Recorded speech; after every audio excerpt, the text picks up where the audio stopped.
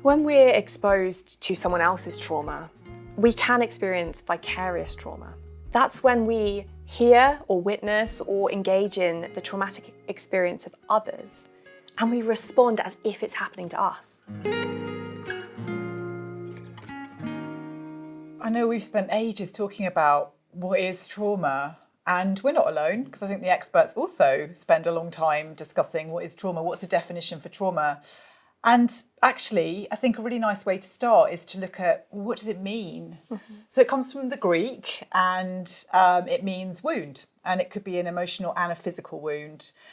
And that feels quite opposite because, like a wound, it could be surface level, it could be deeper, and actually if it's left unattended, then it might leave a scar.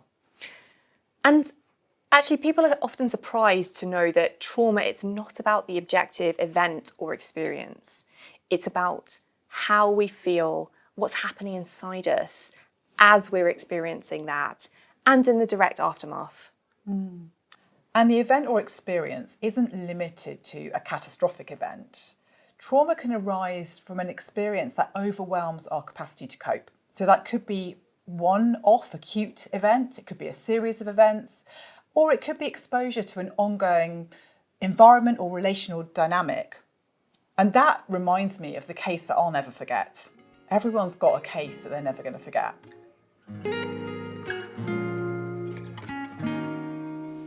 So when we're exposed to someone else's trauma, something that happens a lot for us as barristers and clerks, we can experience vicarious trauma.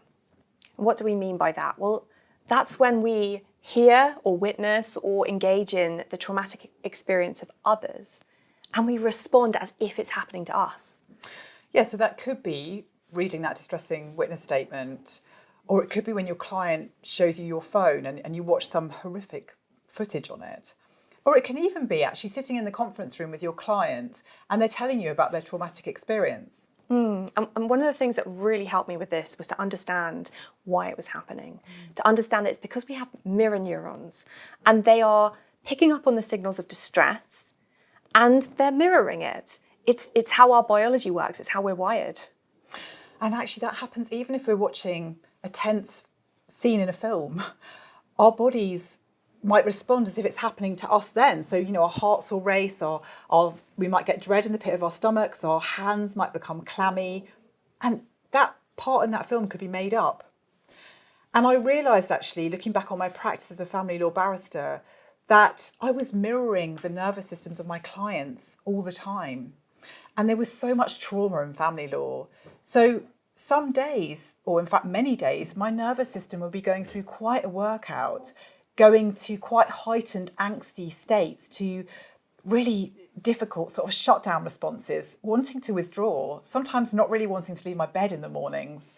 And actually, as I feel into that now, I can feel that sort of dread in the pit of my stomach.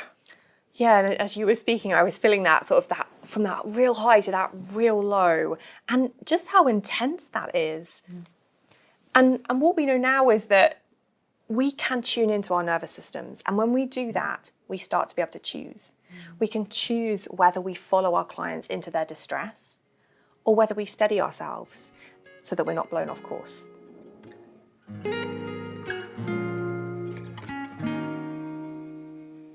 So in our training, we talk about the potential indicators of trauma and vicarious trauma, and they can be different for everyone. So just thinking for me, I remember feeling a real sense of onness and of not being able to come down off of that. And I started to really disconnect from people around me. I stopped enjoying things that I had previously enjoyed. And actually there was a real sense of emotional detachment. So much so that when I started to encounter emotions, maybe from people around me or myself, that felt destabilizing and I moved away from it. Oh, that must have been hard to feel that way. I think for me, I experienced more anxiety actually. And that would affect my sleep. So I suffered with quite a lot of insomnia. And when I couldn't sleep, I found myself rehearsing cross-examination lines or just being really trapped in those looping thoughts. And I also felt that like quite a lot of stiffness in my shoulders. So I definitely had pain in my body as well.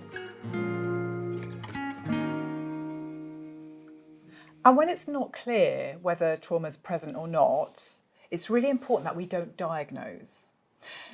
And in fact, even more than that, it's important that we don't make any assumptions. And so gaining support to really understand what to look for enables us to be really present to it and curious and actually respond to what's in front of us. And what does that look like? I guess we're back to those mirror neurons, and actually they can be so helpful, because if we're in a room with someone and we've been feeling okay, and then we start to feel a bit tense or agitated, or even start to kind of shut down, that's data, that's information, and it's telling us what's happening to us, but it also might be telling us what's happening for the other person.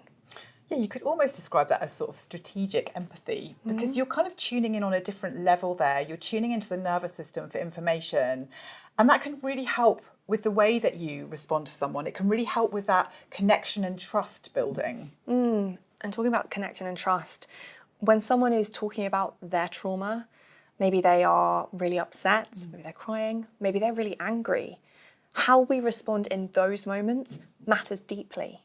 And we know it's something that people really struggle with. What do we do? Well, yeah, absolutely. Lots of barristers have said to me that they don't know whether to sort of sit down alongside the client or whether to go and get the tissue, what to say. So I think it is a really common concern. And actually, we need to know that when we respond in an underconfident manner, sometimes that can be received in a way that feels like it's dismissive, or that there's just a lack of awareness, or even that there's judgment, and that can compound harm. So something we find really important is to give barristers kind of a few phrases they can have in their back pockets for those moments when they need them.